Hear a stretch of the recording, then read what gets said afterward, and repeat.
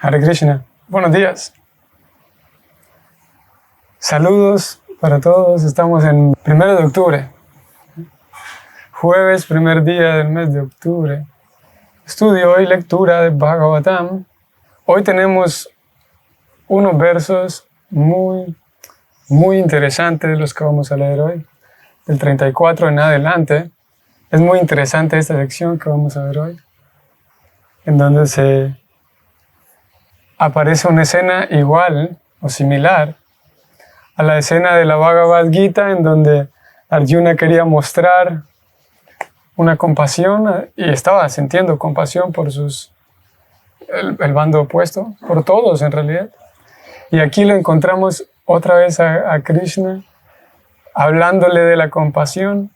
Y como digo, vamos a ver, estos versos están muy interesantes. Leemos entonces hoy el canto 1, capítulo 7, titulado El castigo del hijo de Drona, texto 34 en adelante. Om Namo Bhagavate Vasudevaya. Om Namo Bhagavate Vasudevaya. Om Namo Bhagavate Vasudevaya. Narayanam namaskritya naram chaiva narottamam devim sarasvatim vyasam tato jayam udirayet. Nasta prayesva bhadrasu nityam bhagavata sevaya bhagavati utama shloke bhaktir bhavati naistiki. Srimbatam svakata Krishna Punya Sravana Kirtana Hridyantasto Hyavadrani Vidunoti Suhrit Satam Krishna Swadam Pagate Dharmanyana Divisaha Kalau Nastadrishamesha Puranar Kodunoditaha.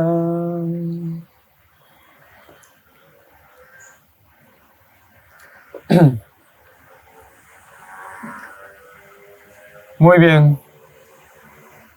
Shiviraya Ninishantam Rajvavadvarutim Ripumbalat Praharjunam Prakupitom Bhagavam Ambuyeksanam.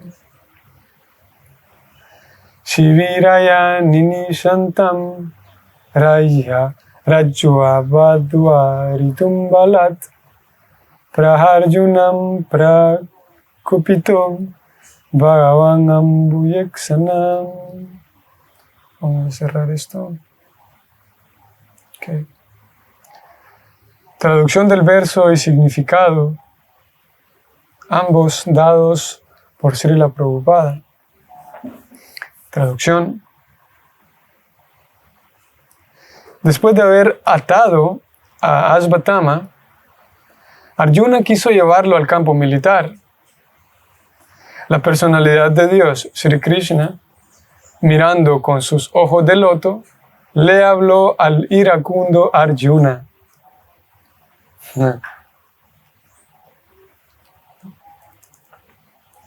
Ok, vamos a hablar un poco nada más a recordar que en los versos anteriores dijimos Arjuna logró detener el arma de Ashvatthama y logró acabar con el peligro que estaba ocurriendo debido al arma descontrolada, al arma sin control que Ashvatthama había utilizado. Era un arma muy potente, pero que si no se sabía utilizar podía destruir todo prácticamente. Y Arjuna la detuvo. Después de detenerla, se dirigió hacia Ashvatthama, lo encontró, lo amarró. Leímos la última sesión cómo se mencionaba cómo estaba allí el pobre Ashvatthama, cuya madre era Kripi, que pertenecía a un linaje tan noble, tan respetable, pero aquí estaba este pobre Ashvatthama siendo amarrado como un animal porque era como se había comportado, como un animal. Ahora sí, el verso dice, después de haberlo amarrado, Arjuna se dispuso a llevarlo al campo militar. Ahora sí. Y Krishna miró al iracundo Arjuna. Vamos a leer el significado porque ahí encontraremos otras cosas. Así que ese es el contexto. Significado. Aquí se dice que tanto Arjuna como el Señor Sri Krishna estaban iracundos, pero los ojos de Arjuna eran como dos bolas de cobre rojo, mientras que los ojos del Señor eran como lotos. Esto significa que la ira de Arjuna y la ira del Señor no estaban en el mismo nivel. El Señor es la trascendencia y debido a ello Él es absoluto en cualquier etapa. Su ira no es como la ira de un ser viviente condicionado que se encuentra en medio de las modalidades de la naturaleza material cualitativa. Debido a que Él es absoluto, tanto su ira como su placer son iguales. Su ira no se exhibe en el seno de las tres modalidades de la naturaleza material. Su ira es únicamente un signo de inclinación de su mente hacia la causa de su devoto, debido a que eso es lo propio de su naturaleza trascendental. Por lo tanto, incluso si él está iracundo, el objeto de la ira es bendecido. Él es inmutable en todas las circunstancias. Por lo tanto, incluso si él está iracundo, el objeto de la ira es bendecido. Él es inmutable en todas las circunstancias. Bueno, vamos a detenernos acá para ir leyendo los siguientes textos gradualmente. Om Jnanati Mirandasya Jananjana Shalakaya Chakshurun Militan Yena Tasmai Shri Gurave Namah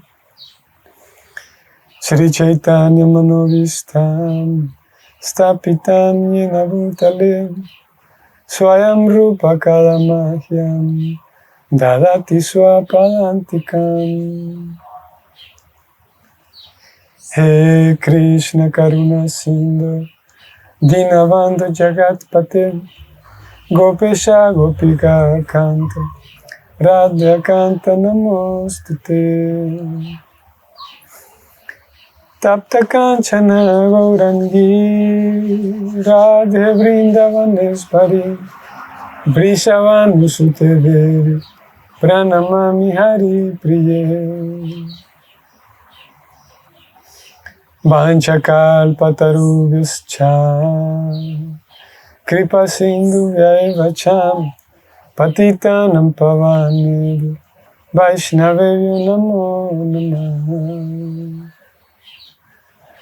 Nama Om Vishnu Padaya Krishna Prestaya Bhutale Srimate Bhaktivedanta Swami Niti Namine Namaste Sarasvati Deva Gauravani Pracharine Nirvishesha Shunyavadi Paschatya Deshatarine Jaya Shri Krishna Chaitanya Prabhu Nityananda Shri Advaita Gadadhara Shri Vasadi Gaura Bhakta Vrinda.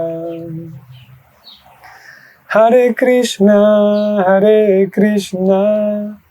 Krishna Krishna, Hare Hare, Hare Rama, Rama Rama, Hare Hare. Aquí estamos para leer esta sección que trata de la compasión. El primer punto que encontramos en este primer verso, vamos a ir allá. El primer punto es que lo vemos a Arjuna, según el significado de este verso, lo vemos a Arjuna que tenía ojos rojos, como el cobre, movido por la ira. Pero también lo vemos a Krishna según este significado, lo vemos a Krishna que también los ojos del Señor eran como ojos de loto y que ambos estaban iracundos.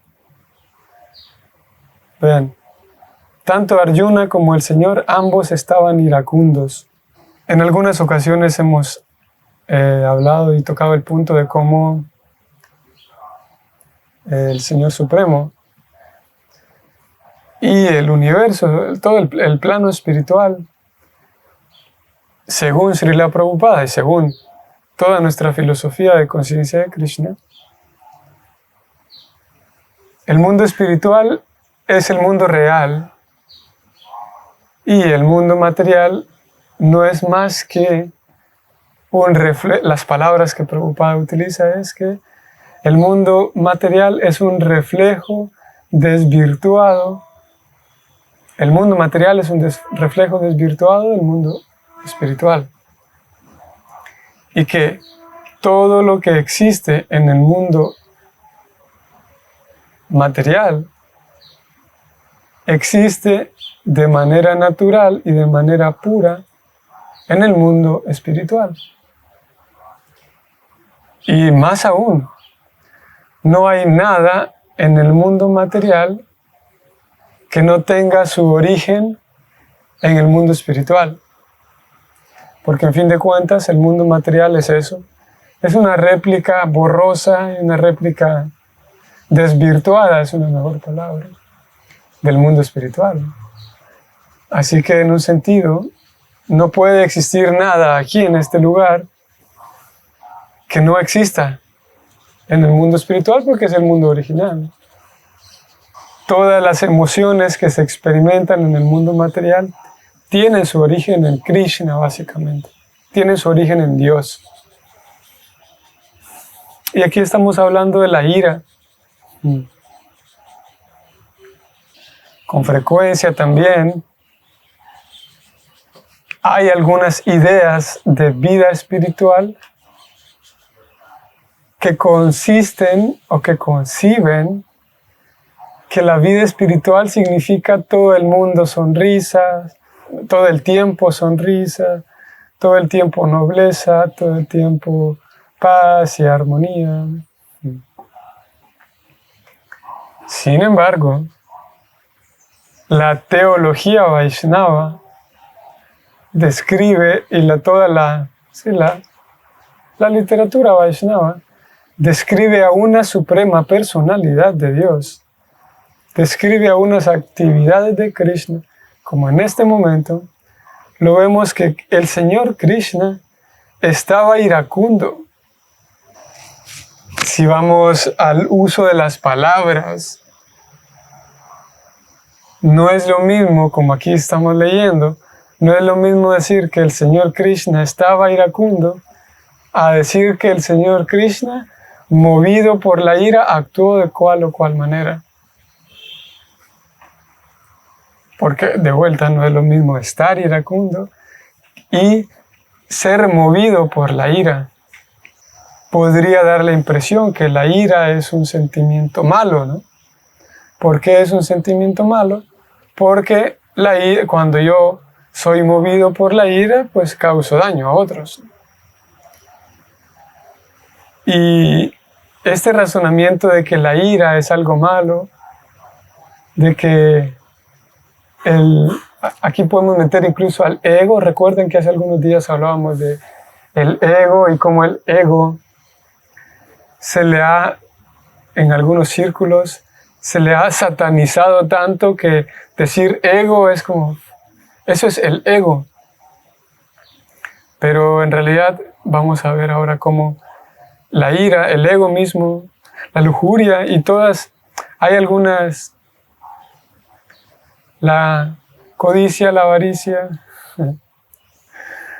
que existen en la vida condicionada, pero que curiosamente, según toda la teología Vaishnava, todas esas emociones, por un lado, tienen su origen en el Señor Supremo, porque Él es la fuente de todo, y en fin de cuentas, hay, como aquí lo estamos viendo, hay una manera en la cual se manifiestan esas emociones en la vida o en el cuerpo, podemos decir, o en la persona de Dios. Y es una manera de experimentarlo. La persona de Dios lo experimenta de una manera distinta a nosotros. Y aquí podemos hablar incluso cómo algunas personas consideran, por ejemplo, el dinero como algo malo, ¿no? Y que el dinero corrompe, por ejemplo, se podría decir. Y sabemos que el dinero no corrompe. En realidad es la conciencia de las personas o de la persona en particular que está haciendo uso del dinero, ¿no? Pero el dinero en sí, o se dice, el poder corrompe. Que bueno, bajo ciertas condiciones podemos notar que sí.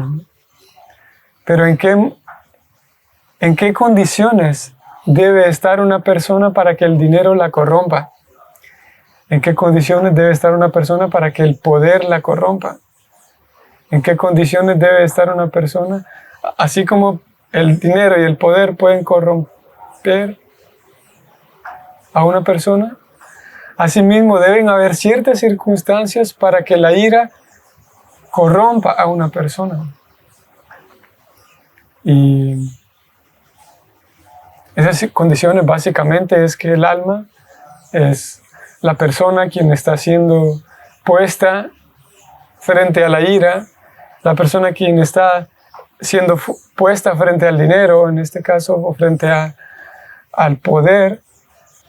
Entre más olvidada es esa persona, entre menos conciencia tiene de qué es el ser espiritual, más fácil será corrompido por la ira, por el dinero, por la fama, el poder y todo lo demás. Y el sistema Vaishnava nos enseña que hay una premisa en el sistema Vaishnava, y es que la persona aprende a hacer dasa, dasa, dasa, anudasa, y eso significa que, como Chaitanya Mahaprabhu lo enseñó, que yo soy el sirviente del sirviente del sirviente del sirviente del Señor, el sirviente de Dios, el sirviente de Krishna. El sistema Vaishnava y todo el sistema del servicio devocional nos mantiene todo el tiempo recordando, en un constante recuerdo, que lo que somos sirvientes de Dios y somos parte integral de Dios, sirviente de Dios, para recordar constantemente que aún a pesar de que yo pueda tener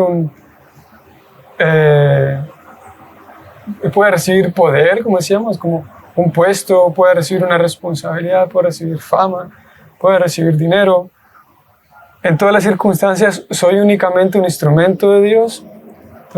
Soy un pequeño sirviente de Dios y voy a intentar actuar como el instrumento de Dios, ¿no?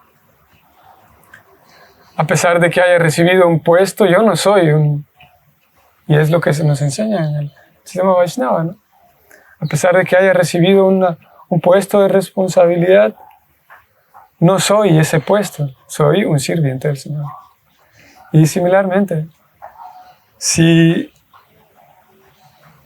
una persona aprende el arte, porque en fin de cuentas es un arte, el arte de mantenerse consciente de Krishna, incluso esa ira y todas las otras demás cualidades que generalmente se ven como malas y como digo, mientras estemos condicionados, esas cualidades como la ira, pues la ira nos va a llevar a dañar a otros, por supuesto, ¿no? Pero en la medida en la que vamos aprendiendo el arte de permanecer consciente de Krishna, esa misma ira que en fin de cuentas proviene también del Señor Supremo, como Prabhupada en tantas ocasiones lo ha dicho, puede ser utilizada de tal manera que esa ira se presenta, pero no para dañar a otros. Esa ira aparece, pero el resultado de que aparezca la ira no es que daño a otros, no es que hiero a otros o a mí mismo, ¿no? Daño a otros y hiero a otros y causo dolor a otros cuando aparece la ira, debido a que no sé cómo controlar esa emoción, ¿no? debido a que Él es la fuente de ello, no querría decir que el mundo espiritual está libre de todas esas emociones. Y no querría decir que el Señor Supremo está libre de todas esas emociones. No está libre porque Él es la fuente de todo. Y como se dijo al final, la ira del Señor, vamos a ir más arriba, debido a que Él es absoluto, tanto su ira como su placer son iguales. Su ira no se exhibe en el seno de las tres modalidades de la naturaleza material. Su ira es únicamente un signo de inclinación de su mente hacia la causa de su devoto, debido a que eso es lo propio de su naturaleza trascendental. Por lo tanto, incluso si Él está iracundo, el objeto de la ira es bendecido. Él es inmutable en todas las circunstancias. Aquí podemos recordar incluso también en la batalla misma de Kurukshetra, cuando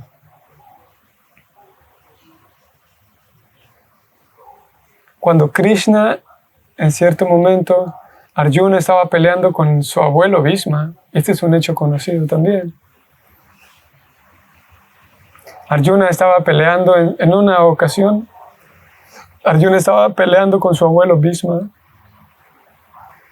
Y el abuelo Bhishma, a pesar de que estaba del lado de los Kurus, por ciertas razones, por ciertos factores, él estaba del lado de los Kurus, pero en realidad él amaba a los Pándavas y sabía muy bien que Krishna es la suprema personalidad de Dios, un devoto puro en realidad, Bhishma.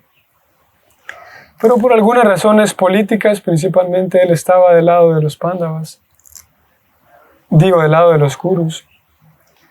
Y en cierto momento, Arjuna peleando y que nadie podía ganarle al abuelo Bhishma. Él era el principal de todos los guerreros. Y nadie podía ni siquiera imaginarse pelear contra el abuelo Bhishma. Pero en esta ocasión, Arjuna estaba peleando contra el abuelo Bhishma. Y estaba ya derrotado prácticamente, casi a punto de morir a manos del abuelo Bhishma. Así que Krishna y hay una pintura que relata, y Prabhupada también hablaba de esta escena. Krishna, viendo que Arjuna estaba a punto de morir a manos de su abuelo, Krishna no podía simplemente dejar que Arjuna muriera. Así que Krishna, desde una distancia, desde cierta distancia, había un carruaje tirado ahí, despedazado, que habían ya destruido. Pero Krishna entonces le arrancó la rueda a esa carreta, le arrancó la rueda y estaba a punto de lanzársela a Bhishma. Y Krishna estaba con toda su ira, aquí también, otra escena en donde Krishna, sin pensarlo mucho, le arranca a esta carroza que estaba ya desarmada, le arranca una rueda y estaba a punto de... No había medido sus fuerzas para lanzarle esta rueda a Bhishma, porque Bhishma iba a matar a Arjuna. Y antes de que lo maten a Arjuna, Krishna se dispuso a matar decididamente a Bhishma. Y aquí lo vemos nuevamente como Krishna estaba dispuesto con toda esa furia a matar a Bhishma. Y aquí se describe que su ira es nada más un signo de inclinación de su mente hacia su devoto. Incluso si él está iracundo, el objeto de la ira es bendecido. Y como lo hemos dicho en otras ocasiones, aquellas personas, según toda nuestra filosofía y según describen los libros, incluso aquellas personas que fueron matadas por Krishna, recibieron el mismo resultado que las personas, ¿cómo podemos decir esto? Estamos en el mundo material, enredados, esperando volver a casa porque es nuestro verdadero hogar. Y después de mucho esfuerzo, después de mucha purificación, de muchas prácticas, de muchas austeridades y de un proceso prolongado, la persona se capacita para por fin regresar a casa al mundo espiritual, después de mucho trabajo. Y esos son los devotos y los yogis y todas aquellas personas quienes abandonan la vida material y se dedican al cultivo espiritual, ¿no? O sea, abandonan la vida materialista y se dedican al cultivo espiritual. Y después de todo un esfuerzo grande, esas personas llegan al mundo espiritual, que no es tan barato. Pero aquellas personas que fueron matadas por Krishna cuando Él estuvo presente, o las personas que fueron matadas por Krishna o una encarnación de Krishna, esas personas, al ser matadas por Él, alcanzan el mismo resultado, que es volver a casa. Alcanzan el mismo resultado. Así que aquí se describe que la ira, incluso cuando Él está iracundo, el objeto de su ira es bendecido. Diferente, como decíamos, nosotros podemos tener la idea de que, bueno, podemos haber visto a algunas personas que después de haber recibido mucho dinero se corrompieron, ¿no? Entonces concluimos que el dinero es malo. O podemos haber visto que muchos políticos que después de llegar al poder se vuelven insensibles con la población. Entonces la política es mala. Entonces el poder corrompe. Concluimos que sí, el poder corrompe. Por haber visto suficientes casos de personas que llegado a cierto poder se corrompieron, ¿cierto? Entonces podríamos decir, el poder corrompe. O podríamos haber visto una persona que, movido por la ira, dañó a otros. Entonces la ira corrompe, sería la conclusión. Pero en la persona de Dios es diferente. No es que Dios, por experimentar ira, va a terminar como una persona ordinaria. Mientras experimenta ira, termina dañando a otros. No es que esa ira termina. Cuando yo estoy movido por la ira, me olvido de todo. Y cuando una persona está movida por la ira, sí, se olvida de dónde está, se olvida de mantener las buenas palabras, se olvida de mantener la prudencia, se olvida de mantener el orden, se olvida de quién es la persona que tengo enfrente y te voy a golpear. Se olvida de todo. Pero el Señor Supremo no es que cuando experimenta ira se olvida que Él es el Señor Supremo y actúa como un niño, actúa como un animal, sino que Él es el Señor Supremo en todas las circunstancias. Y esto lo decíamos, si ustedes recuerdan, como incluso si Él está iracundo, el objeto de la ira es bendecido. Si ustedes recuerdan, también hemos dicho cómo el Señor Supremo, así como una persona ordinaria, movido por la ira, pierde todo y olvida su postura, podemos decirlo, su prudencia la olvida. Similarmente, una persona cuando está enfrente de cosas buenas, podemos decirlo, cosas atractivas, posiblemente se olvide de sus responsabilidades. Una persona, lo que trato aquí de decir es que, así como la ira no mueve al Señor Supremo, similarmente podemos recordar también cuando hablábamos de cómo Krishna, cuando aparece en la tierra, el mundo material, sabemos, porque las escrituras lo mencionan, que Él cuando vino en la tierra se casó con 16,108 esposas.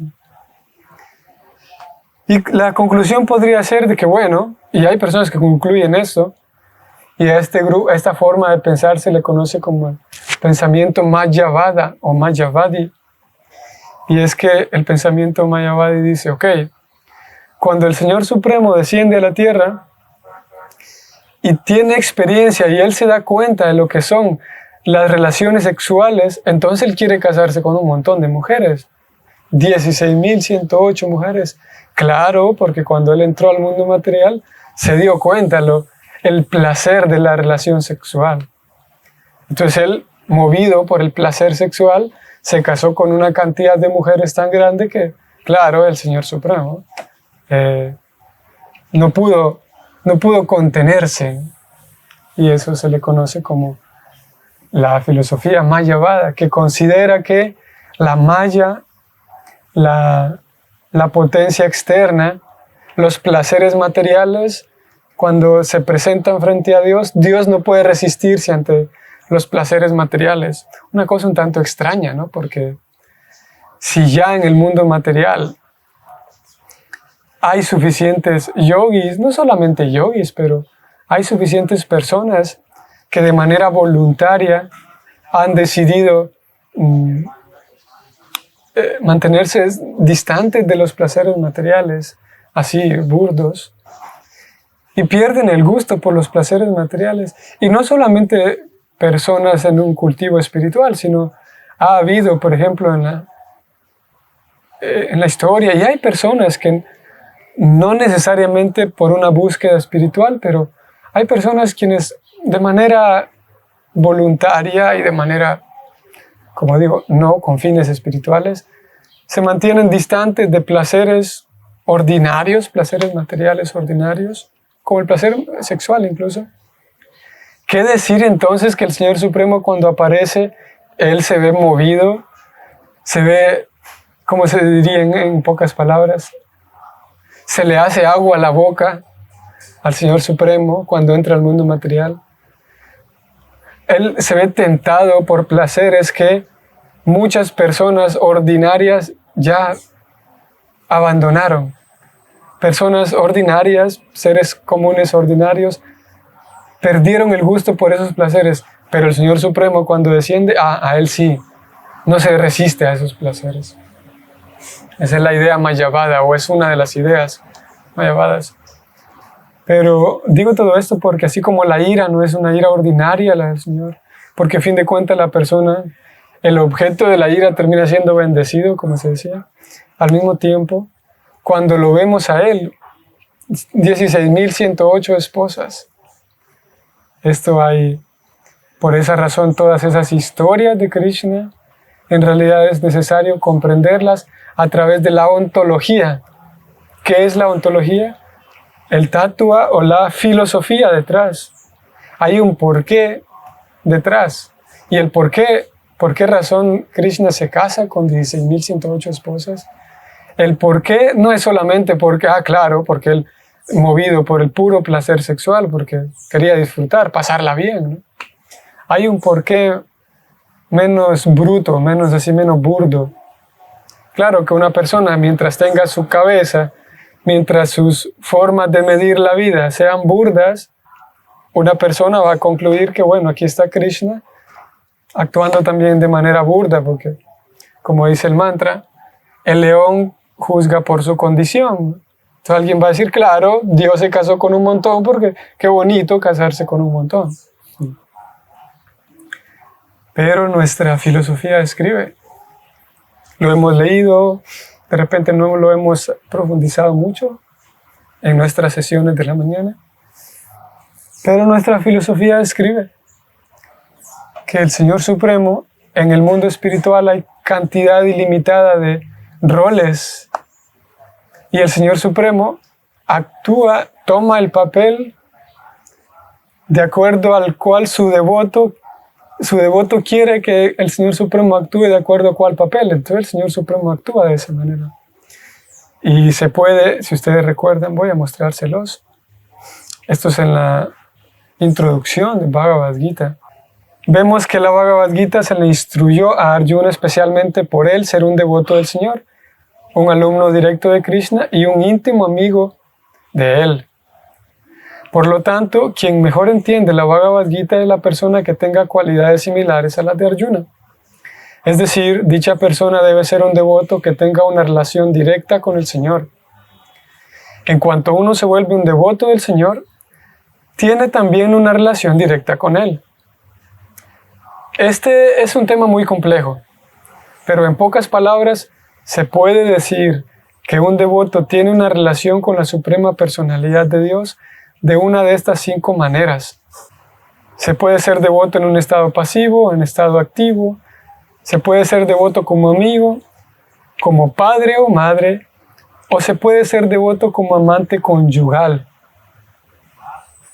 5 grandes categorías que, como el mismo Prabhupada lo menciona, este es un tema muy complejo.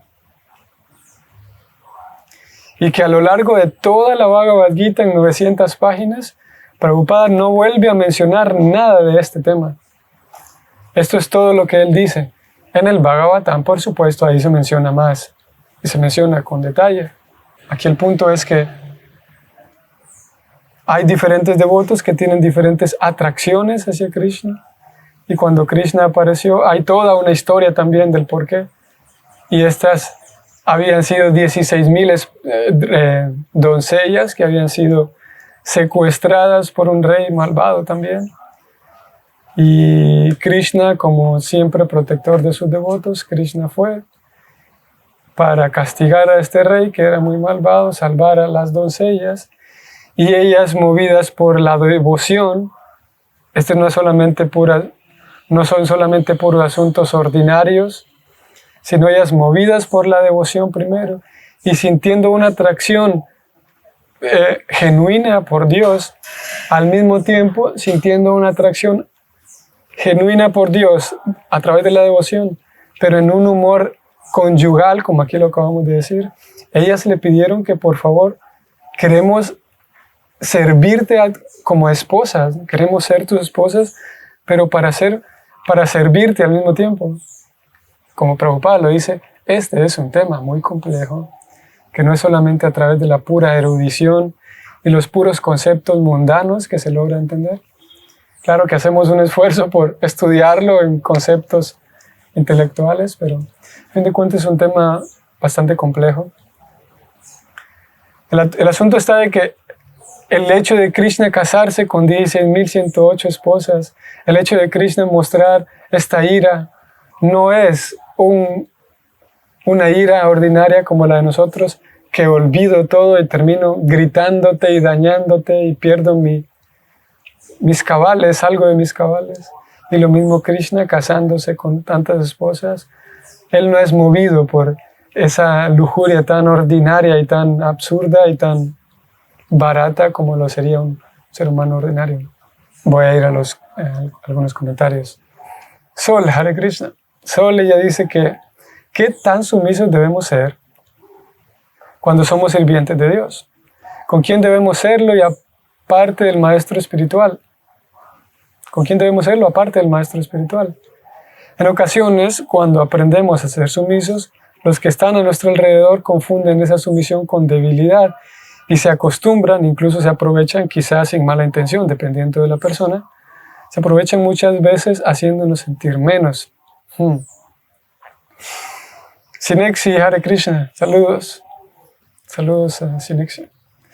Y Rosaura dice, Hare Krishna, conociendo de cómo la ira dependen de él, conociendo de cómo la ira dependen de él mismo, del mismo Ser Supremo, y su forma de conducirla es tan diferente a la motivación que se experimenta y se produce en el mundo material, en verdad somos un reflejo desvirtuado del mundo espiritual, correcto.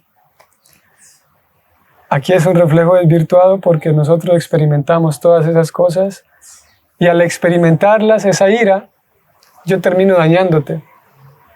Al experimentar todas esas emociones, generalmente yo termino dañando a otros.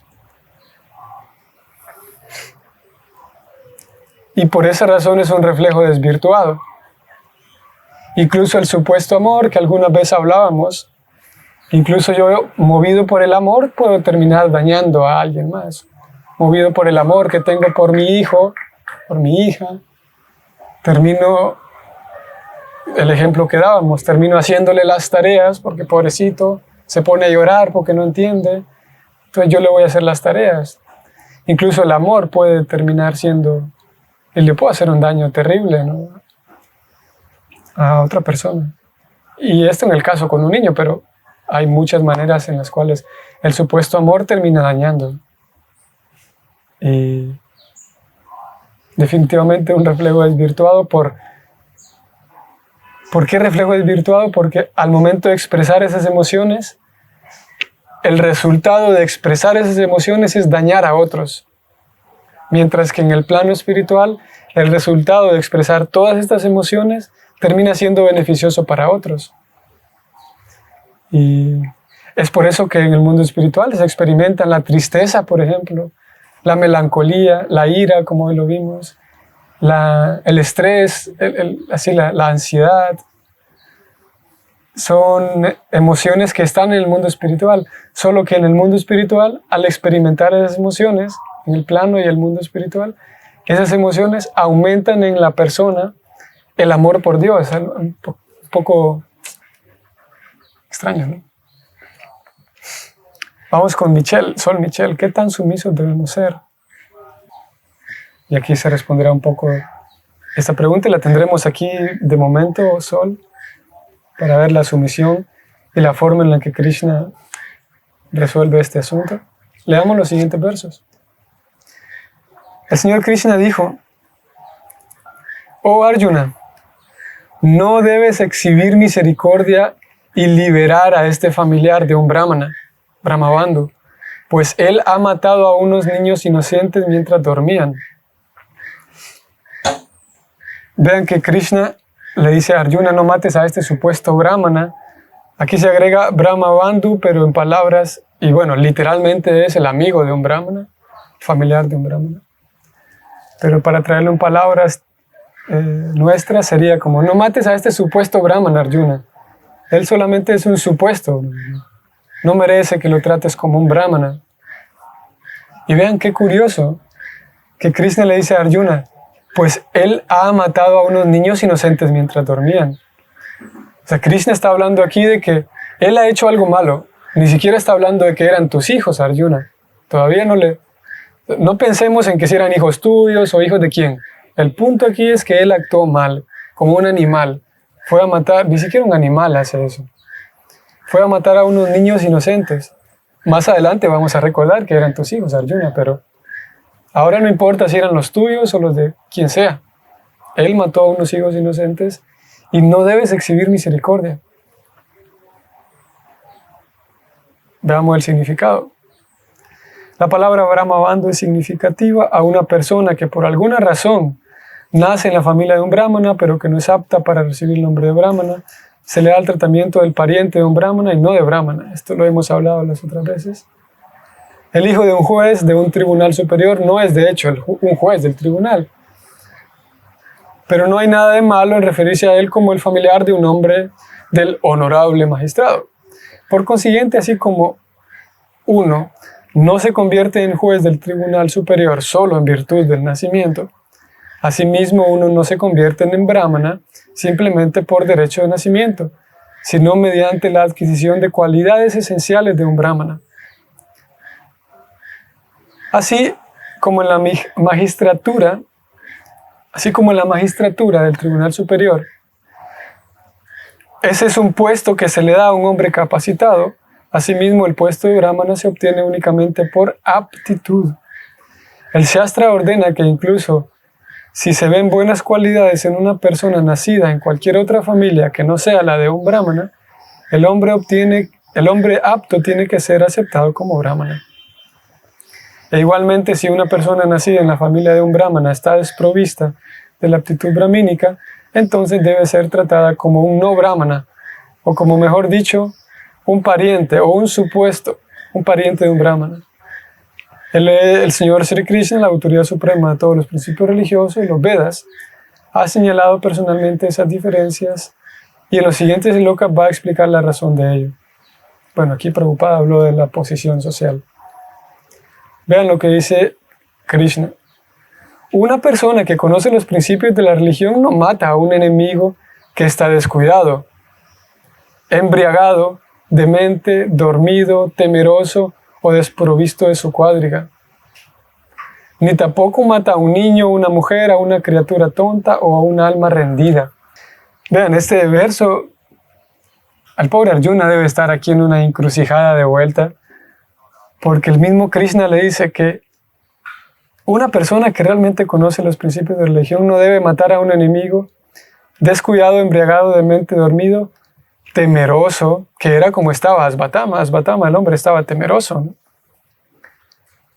Así que la pregunta sería, ¿habría que matarlo o no? Porque si él está temeroso, aparte está desprovisto de su cuadriga, aparte estaba rendido ya porque no estaba peleando contra Arjuna.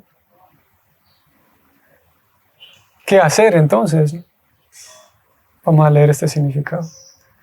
Un guerrero que conoce los principios de la religión nunca mata a un enemigo que no ofrece resistencia.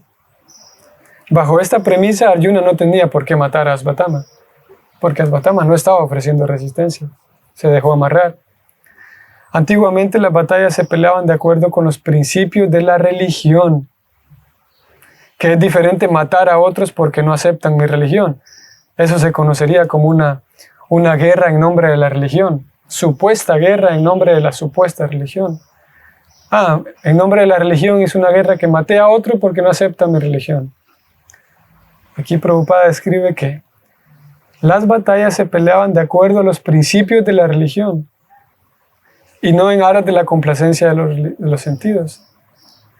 ¿Qué significa principios de la religión? Aquí lo acaba de decir el verso.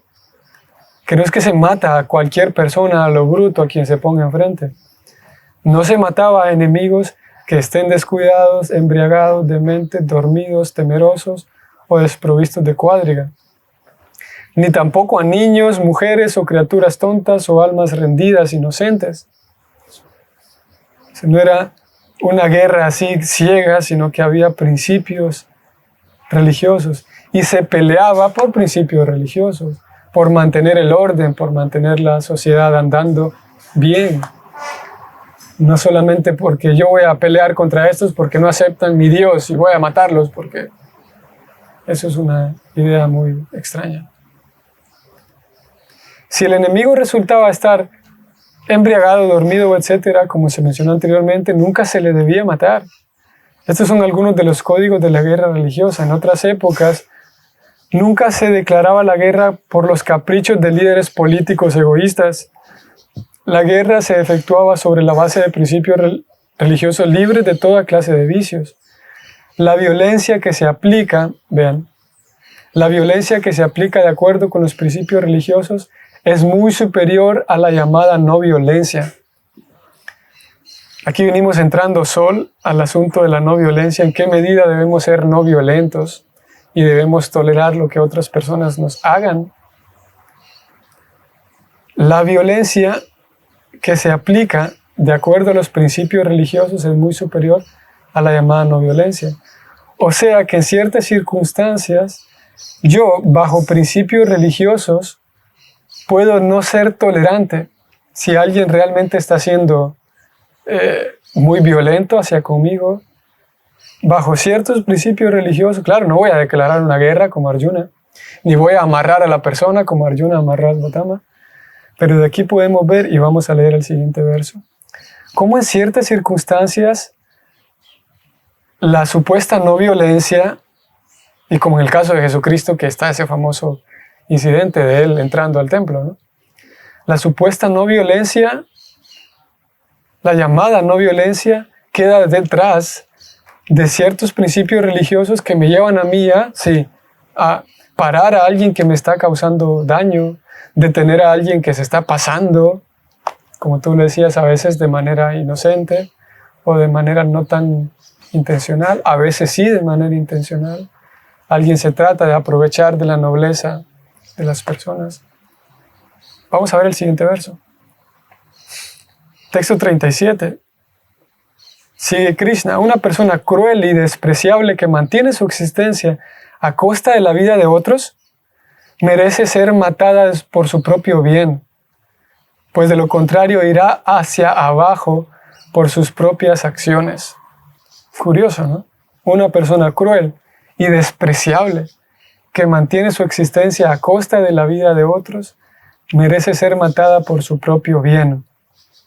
Aquí Krishna está solucionando la paradoja. Por un lado le dijo a Arjuna que no debes matar a alguien que está indefenso. Eso le querría decir que no mates a Asvatama. Pero aquí Krishna ya le agrega que hay personas tan crueles y despreciables que no les importa nada. Él o ellos, para su existencia, matan y viven a costa de la vida de otros. Esa persona merece ser matada porque matarla significa un favor. Si no, genera más mal karma, más deuda con el karma, más deuda y por lo tanto se enreda en una cantidad de reacciones tan pecaminosas que se está metiendo en un problema. Ahora, ¿por qué Krishna le dice eso a Arjuna? Porque Arjuna es por naturaleza un guerrero. Y los guerreros son aquellas personas en aquel tiempo tenían el deber de castigar. No es que yo hoy en la sociedad digo, bueno, esta persona es muy malvada, la voy a matar para hacerle un favor. No. Krishna le dice esto a Arjuna porque Arjuna en aquel tiempo tenía el deber de castigar, era su rol para con la sociedad. Si yo no tengo ningún rol para con la sociedad de castigar a otros, pues yo no tengo nada que ver con castigar a otros. No tengo ese deber. Hay tantas cosas aquí por mencionar. Las escrituras presentan dos categorías de información. Hay una categoría que es información descriptiva y hay otra categoría que es información prescriptiva. Hay ciertas premisas que son descripción y ciertas premisas que son prescripción. Hay ocasiones en donde el Bhagavatam dice, por escuchar el Bhagavatam uno se acerca a Krishna y se enamora de Krishna, por lo tanto uno debe escuchar el Bhagavatam. Eso es una prescripción para los lectores. Está alentándonos a que escuchemos el Bhagavatam, a que escuchemos las historias del Bhagavatam, a que sirvamos a Krishna. Y hay otras afirmaciones que son nada más descripción, como la que estamos leyendo ahora. Y por ser descripción no quiere decir que el Bhagavatam nos empuja a que lo hagamos, como una prescripción. Las prescripciones sí nos alienta el Bhagavatam a que actuemos de esa manera, por un bien espiritual. Pero las descripciones no están puestas ahí para alentarnos a que hagamos eso. Es solamente descriptivo cómo funcionaba en ciertas épocas. Ahora, si yo como lector del Bhagavatam no reconozco estas dos y las mezclo ambas, puede ser que me meta en un serio problema. Puede ser que yo escuche del Bhagavatam que diga, sí, hay que servir a los devotos. Y yo, bueno, digo, ok, eso no es para mí, no es una prescripción. Pues nunca voy a avanzar. Y si yo veo afirmaciones como estas, a una persona que daña a otros hay que matarlo inmediatamente, y pienso que es una prescripción, pues me voy a meter en problemas porque voy a ir por la vida matando a tanta gente. Así que esto que estamos leyendo aquí es una descripción de cómo ocurría en aquel tiempo y que ahora no ocurre más. Y no es que el Bhagavatam nos pida o nos aliente a que matemos gente. Y hay personas, estudiosos, quienes no se acercan a Krishna con un deseo de aprender, sino que se acercan a las escrituras con ánimo, más bien, con otro ánimo, más materialista. Leen estas descripciones y concluyen que sí, el movimiento Hare Krishna es un movimiento que te lava el cerebro y que te dice que mates a todo el mundo porque le haces un favor a la gente matándola. Y es así como las personas malinterpretan completamente debido a una falta de buen criterio para leer, debido a un buen entrenamiento para leer y falta de guía. Lo que estamos leyendo aquí hoy es una descripción de parte del Bhagavatam. Vamos al significado. Una vida a cambio de otra es el castigo justo para una persona que cruel y desvergonzadamente vive a costa de la vida de otro. La moralidad política consiste en castigar a una persona cruel con una sentencia de muerte a fin de salvar a esa persona de tener que ir al infierno. Que el Estado condene al asesino a la pena capital es bueno para el delincuente debido a que en su siguiente vida no tendrá que sufrir por el asesinato que cometió. Dicha sentencia de muerte para el asesino es el mejor castigo que se le puede ofrecer y se dice en los Smriti Shastras que que los hombres que el rey castiga bajo el principio de una vida a cambio de otra, se purifica de todos sus pecados hasta tal punto en que pueden ser merecedores de ser promovidos a los planetas del cielo. Según Manu, el gran autor de los códigos civiles y de los principios religiosos, incluso la persona que mata a un animal se le debe tener por asesina, debido a que la carne animal no es para el hombre civilizado, cuyo principal deber es el de prepararse para ir de vuelta a Dios.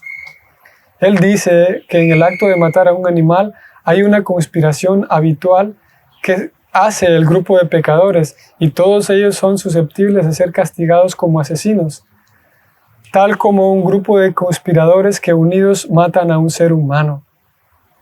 Vean, todo esto está en cursivas. El que da permiso, el que mata al animal, el que vende al animal sacrificado, el que cocina al animal, el que se encarga de la distribución de la comida y finalmente el que come esa carne de animal cocinada, son todos asesinos y todos ellos son susceptibles a ser castigados por las leyes de la naturaleza. Esto está en letras cursivas, curiosamente. Nadie puede crear a un ser viviente pese a todo el avance de la ciencia material y en consecuencia, nadie tiene el derecho a matar a un ser viviente por independientes caprichos. Para la gente que come animales, las escrituras han sancionado únicamente que dicha gente lo sacrifique de un modo restringido y dichas sanciones se encuentran ahí solo para limitar la apertura de mataderos y no para alentar la matanza de animales. El procedimiento por el cual en las escrituras se permite el sacrificio de animales es bueno tanto para el animal sacrificado como para la gente que come animales. Es bueno para el animal en sentido de que después de ser sacrificado en el altar, el animal sacrificado es promovido de inmediato a la forma humana de vida y la persona que come animales se salva de los tipos más burdos de pecados, como el pecado de comer carne suministrada por mataderos organizados, que son lugares macabros en los que se engendran toda clase de aflicciones materiales para la sociedad, país y gente en general.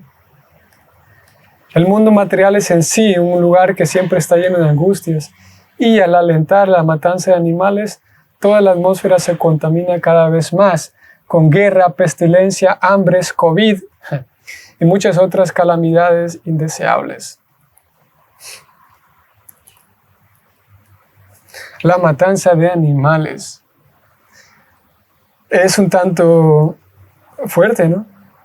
Prabhupada dice aquí que de manera descriptiva, no de manera prescriptiva. Prabhupada menciona que a esos asesinos el rey los castigaba, los mataba inmediatamente y de esa manera le facilitaba que en su siguiente vida no tuviera que atravesar por el karma terrible de matar a otra persona. Y tampoco es un castigo tan fácil, ¿no? Pero al mismo tiempo, como sabemos, si una persona ve que otros fueron matados por ser asesinos, pues bueno, al mismo tiempo se detiene, ¿no? Claro, cómo funciona nuestra sociedad, nuestro sistema de justicia, cómo funciona, el sistema como funciona es no funcionando, así que la razón por la cual aumenta la cantidad de crímenes es porque no se castigan los crímenes, simplemente. Si hay castigo de crimen, el crimen disminuye. Y si hay un castigo tan drástico como este, pues seguramente disminuirá mucho. Ahora, el movimiento Hare Krishna pelea porque haya pena de muerte en los países. El movimiento de conciencia de Krishna, ISKCON como tal, no busca implantar la pena de muerte aquí y allá. Son cosas que están puestas aquí de manera descriptiva. No es que el movimiento de conciencia de Krishna busca que en los países haya pena de muerte. Son cosas que en fin de cuentas ISKCON no se mete. Es irrelevante. Buscamos que en cada país haya más conciencia de Dios, eso es todo. Más que si el gobierno pone pena de muerte o no. Estas cosas aparecen aquí como forma descriptiva únicamente. Y lo cierto es que personas que están cercanas a nosotros, que puede ser que estén cometiendo alguna falta,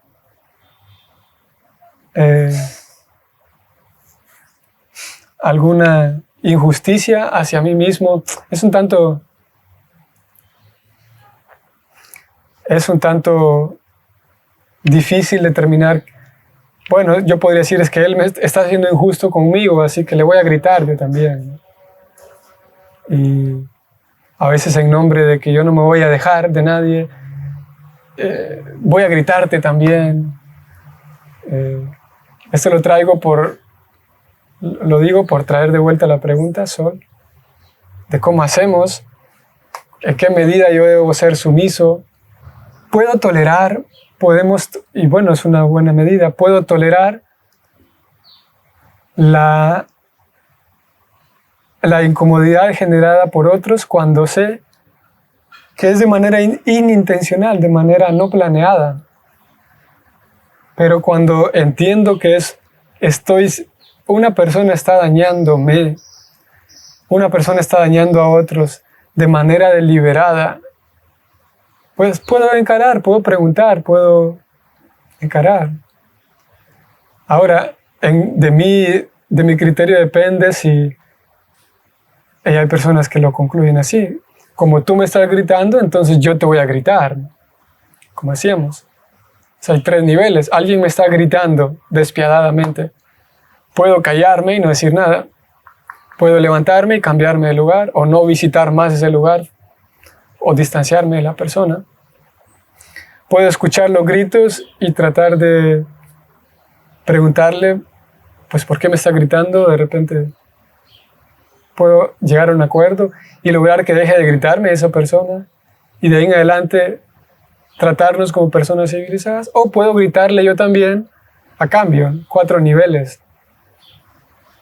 Puedo no hacer nada, como decíamos, y quedarme de allí, que en algunos casos podría ser perjudicial para él, se va a acostumbrar a seguirme gritando y a gritarle a otros, y perjudicial para mí. O puedo irme del lugar y no visitarlo más, y la persona ya tendrá una persona menos a quien gritarle, porque yo ya me fui de ese sitio, por lo tanto le ayudé, ¿no? Pero si no me puedo ir del sitio, lo mejor, o bueno, una buena solución sería tratar de hablar, ¿no? Se supone que podemos, como personas adultas, encontrar la manera de dialogar, de hablar, de usar buenas palabras, y posiblemente podemos llegar a un acuerdo, ¿no? Y no es solamente un acuerdo, posiblemente la persona me está gritando y me está haciendo, no solamente gritando, pero posiblemente ella me está causando un malestar, y si yo hablo con ella, y posiblemente logramos hacer un acuerdo. Y si no se puede, yo podría recurrir a hacerle lo mismo que ella está haciendo, ¿no? Creo que en algún momento pudiéramos hablar más detenidamente del tema, y así, de esta forma, yo puedo sentarme y tratar de descubrir más y estudiar un poco más del tema, porque todos somos distintos, ¿no? Y algunas personas son más explosivas, algunas personas son más susceptibles a una sola palabrita, algunas personas son más cuerdas que otras, y todos manejamos las situaciones de manera distinta, ¿no? Algunas personas tienen un sentido de, ¿cómo se llama? Un complejo de inferioridad muy grande.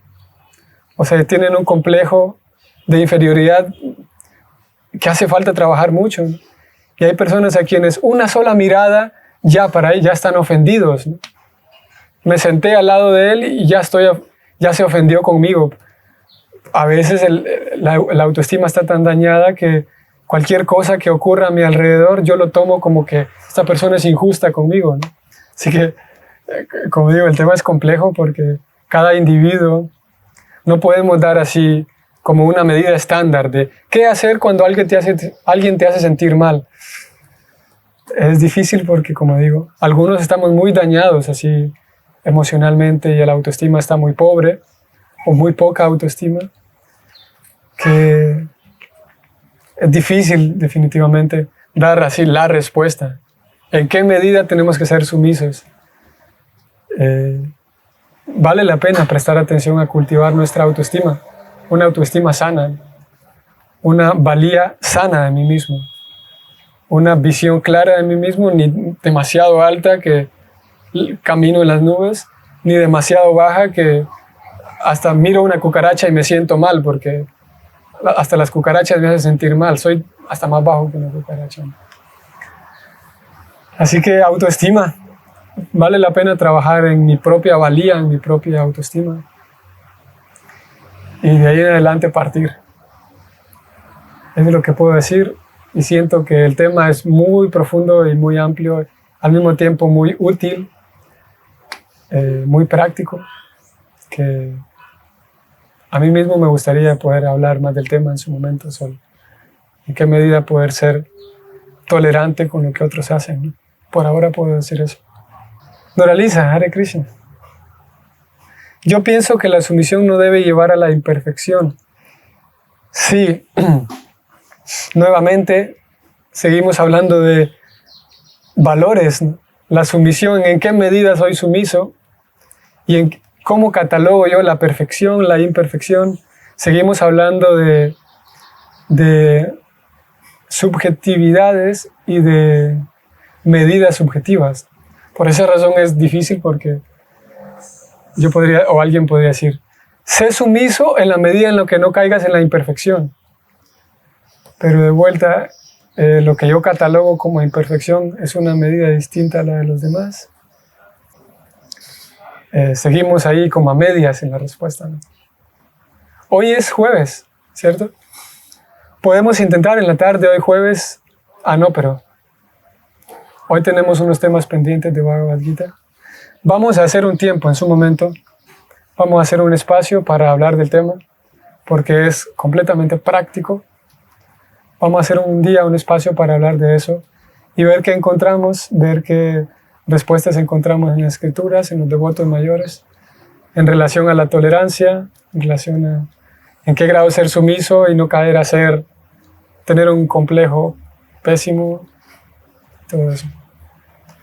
Mañana, de todas maneras, concluimos esta sección también de la compasión y vemos cómo Krishna le dice un par de palabras muy interesantes mañana a Arjuna. Ok. Saludos María Lucero, saludos Indira, Sol, Nicolás, Hare Krishna. Hoy comenzamos y nos vemos mañana. Hare Krishna.